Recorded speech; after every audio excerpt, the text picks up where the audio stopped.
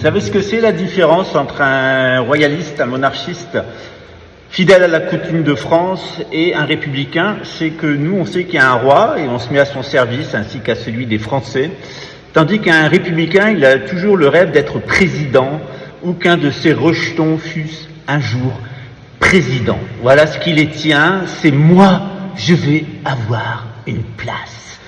Et mes rejetons auront un jour une place. Mais vous n'avez aucune place, vous n'avez jamais eu aucune place.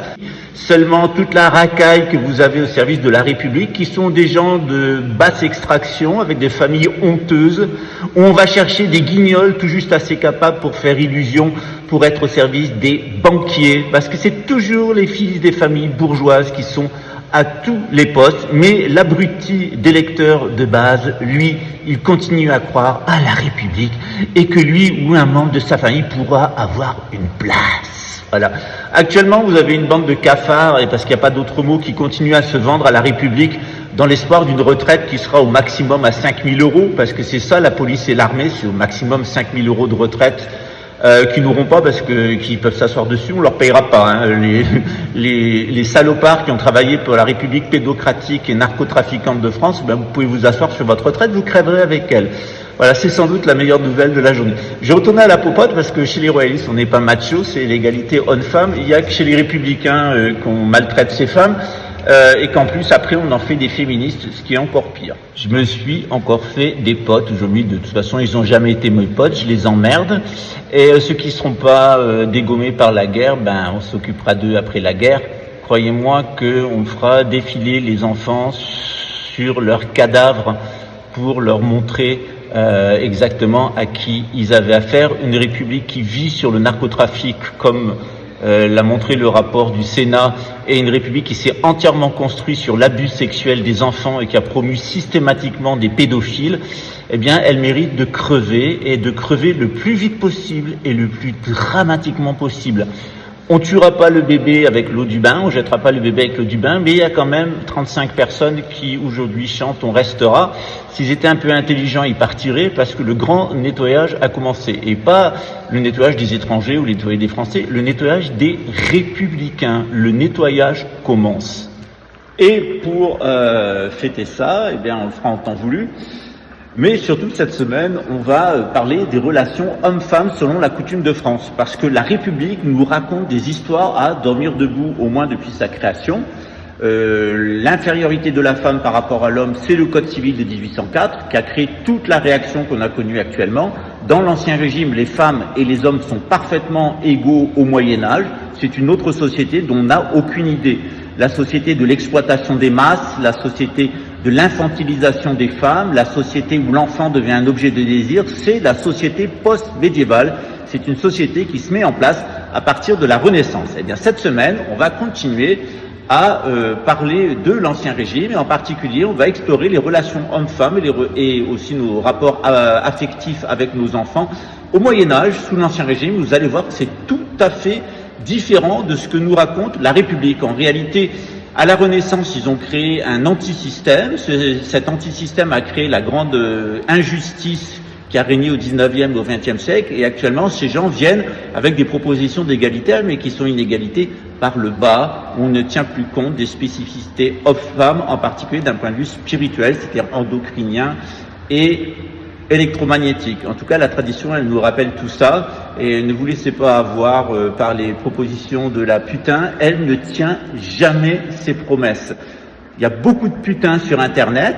La semaine prochaine, on va parler en particulier d'une putain au Maghreb, et vous allez voir que en 2013, elle était pour la gouvernance mondiale, elle était pour le New Age, etc., toutes les propositions.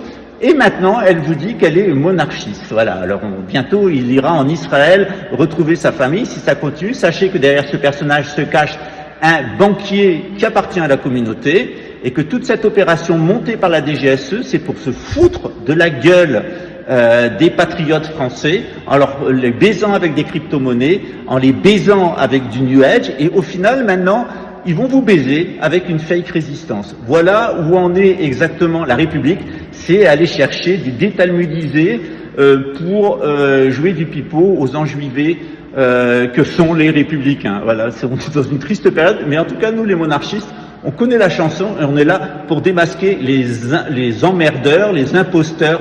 Et croyez-moi que si le déterminisme historique leur fait pas leur fête, bien nous on les chopera. En réalité, on n'aura pas grand-chose à faire, ça tombera tout cuit comme un oiseau rôti dans la bouche du renard, tout simplement parce que le déterminisme historique, il est en notre faveur. N'oubliez pas qu'en 1914, c'est la droite nationaliste qui a déclaré la guerre à l'Allemagne. N'oubliez pas qu'en 1939-1940, c'est la droite nationaliste qui a collaboré avec l'Allemagne nazie après lui avoir déclaré la guerre. Donc les nationalistes, les deux fois, ont déclaré la guerre. La première fois, ils n'ont pas collaboré parce qu'ils n'en ont pas eu l'opportunité. La deuxième fois, ils ont collaboré et attendez-vous à une collaboration de l'extrême droite. Alors bien entendu, je suis toujours content qu'il y ait des étrangers qui aient construit la France, qui restent en France, sauf que la situation actuelle, elle est particulièrement dangereuse. Il vaut mieux rentrer en Algérie, c'est ce qu'a demandé le gouvernement algérien, et au Maroc, pour construire le Maghreb. Ceux qui restent en France, sachez que ça va devenir très difficile à cause des ratonnades qui va avoir lieu quand l'extrême droite va être au pouvoir. Ce n'est que partie remise. Ils seront encore plus enragés pour les prochaines présidentielles. Attendez-vous à ce que ça se passe très très mal. En réalité, le plan de Macron, c'était de discréditer la gauche. Elle va complètement se discréditer parce que la France est ingouvernable, et ensuite d'amener dans les prochaines élections présidentielles, qui sera beaucoup plus tôt que le pense Emmanuel Macron, la victoire du Rassemblement national. À chaque fois qu'ils mettent l'extrême droite au pouvoir, on a le droit à une guerre, c'est-à-dire d'abord il y a une crise à gérer, ils mettent la gauche qui est incapable de la gérer, c'était le cas avec le Front populaire. Ensuite ils mettent la droite en période de guerre pour être sûr que le pays s'effondre. Et c'est exactement le même scénario qui est en train de se passer. Donc je répète toujours les mêmes instructions, mais c'est si vous êtes français, si vous êtes catholique ou une autre religion, si vous aimez la France, si vous aimez la coutume de France, mettez-vous à l'abri. Si vous êtes binational, il vaut mieux rentrer dans le pays où vous êtes et revenir ensuite. Vous serez toujours bienvenu de toute façon. Par contre, il est clair que ceux qui restent en France pour la République et sans républicains, vous serez tués avec les républicains parce que vous voulez pas mieux qu'eux. Voilà, si vous êtes en France pour construire la France, c'est très bien. Si vous venez en France pour construire la République, grand mal vous en prendre parce que la République va être enterrée avec 35 à 40 millions d'habitants. Ça, c'est la prophétie de France. Après, on y croit, on n'y croit pas. Mais jusqu'à présent, la prophétie de France, elle s'est jamais trompée. Donc, c'est à réfléchir. Voilà. Paix sur la terre aux hommes de bonne volonté. Et puis maintenant, on est au moment du retour du Christ, c'est-à-dire du grand nettoyage. Et il y a les 2/3 de l'humanité qui vont dégager. Voilà. Alors, les narcopédophiles de la DGSE, les Stéphane Clavinetti et toute la bande démasculée d'1m64 que vous allez, ou 1m58 et 64, parce qu'en généralement en France, il y a un parcours spécial pour le protecteur des réseaux narcotrafiquants de la DGSE et de la DGSI, rapport du Sénat, c'est de recruter des petits émasculés, généralement inférieurs à 1m64, remplis de troubles psychiatriques qu'on va utiliser parce qu'ils veulent faire une carrière. Généralement, ça vient quand même de familles où on est pas mal baisé de la face. J'en ai connu un certain nombre dans le renseignement militaire et dans le renseignement civil. Et je peux vraiment vous dire que la République a vraiment un modèle type de petit enculé, en réalité, il n'y a pas d'autre mieux, au service des réseaux pédophiles. Généralement, ils sont fait enculer par papa, mon Réré, voilà, donc, mon Jaco. Donc, voilà, c'est toujours les mêmes, donc, c'est les commissaires du comité de salut public. Et en parlant de ce genre de personnage, j'étais très intéressé de voir le président du comité de salut public, monsieur, j'aime bien lui dire monsieur, parce qu'il n'y a pas de danger qu'il soit un sieur de quoi que ce soit, celui-là, qui était le seigneur Fionril, bon franco-français comme tout le monde sait. Il nous proposait chez Nicolas Bouvier un nouveau comité de salut public. Vous avez quand même un certain nombre de baisers de la face en France, ça fait peur. Enfin, souvenez-vous que vous avez quand même une vieille noblesse qu'elle a fait ce pays pendant au moins 1500 ans, qu'on est toujours là et qu'on attend que vous ayez fini votre crise d'adolescence pour revenir aux réalités. Mais visiblement, le retour sur Terre va être très très brutal pour les enjolivés qui se sont fait jouer de la flûte par les détalmudisés. Suivez le Talmud, pour devenir une personne morale, il n'y a rien de mieux que le Talmud. Suivez la coutume de France pour être un bon catholique, il n'y a rien de mieux. Arrêtez d'être nationaliste, arrêtez de vous laisser enjuiver par des détalmudisés et tout ira bien.